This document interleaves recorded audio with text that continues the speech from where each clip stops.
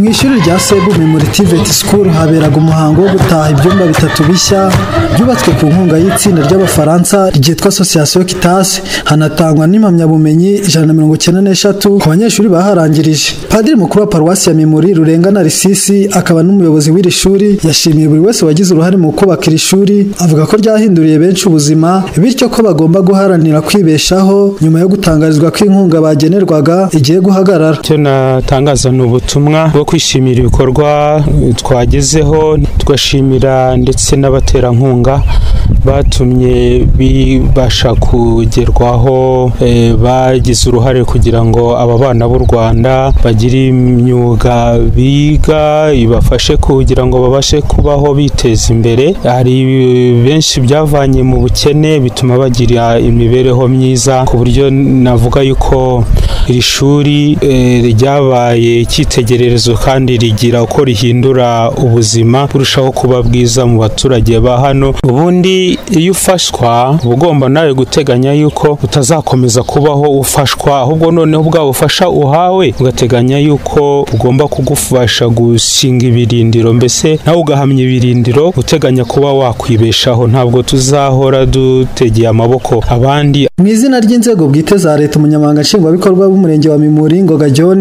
yavuze ko iri shuri ari kimwe mu bisubizo bijyanye no guhanga imirimo, maze agahamagarira urubyiruko kudacikwa n'amahirwe nk'aya azabasanga. Ni kimwe mu bisubizo byaje bigana nyine abatuye mu murenge wa Mimuri by'umwihariko, kubera yuko urubyiruko rwinshi ruba rutaragize amahirwe yo gukomezamo amashuri, rugana ahangaha kugira ngo rubashe gukurikirana ino myuga, kandi biri no muri cya cyerekezo cyo kugira ngo abanyarwanda benshi bagire icyo bakora, nabo rero bagiye kuboneraho kugira ngo babashe guteza imbere imiryango yabo. Ni ibikorwa bifasha abaturage batuye umurenge wa Mimuri. Uruhande rwacu ni ugushima kandi dushishikariza kugira ngo bibyare inyungu ku baje kubikorerwa ari rwo rubyiruko rwacu. Bitewe n'uko hari ibibazo byinshi byari bikomeje kugaragara mu rubyiruko nyuma yo guta ishuri, hahise hatekerezwa uburyo rwafashwa, nk'uko Nsabimana Innocent umwe mu bagize iki gitekerezo abitangaza. Nuko ari urubyiruko rwigaga gusoma no kwandika hamwe n'undi rwabaga rwaracikishije amashuri, bikaba ngombwa ko urubona mu misorezo yo kurangiza kwiga rwinjira mu bikorwa bitari byiza. Ndavuga ibijyanye no kujya kwamura inyoni mu gishanga, ndavuga ibijyanye no kwigira ibyomanzi mu buryo bugiye butandukanye. Biba ngombwa rero ko rukusanyirizwa hamwe. Twarabyishimiye cyane kubera ko hari intambwe bigaragara ko twatumaze gutera,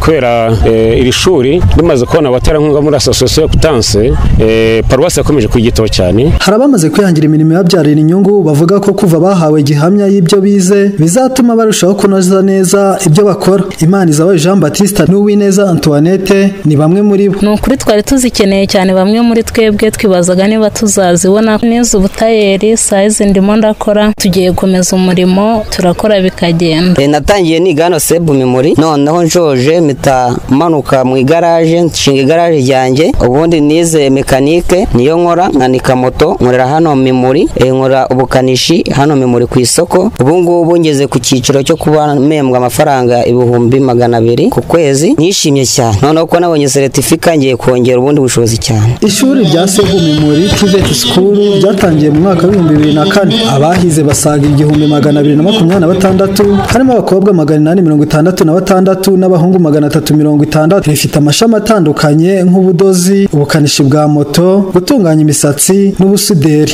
Iri shuri ryatangiye ryigisha urubyiruko gusoma no kwandika, ariyo mpamvu ryiswe Sebu Centre d'Education de Base. Ibi byumba bitatu byatashywe bikaba byaruzuye bitwaye arenga miliyoni 17.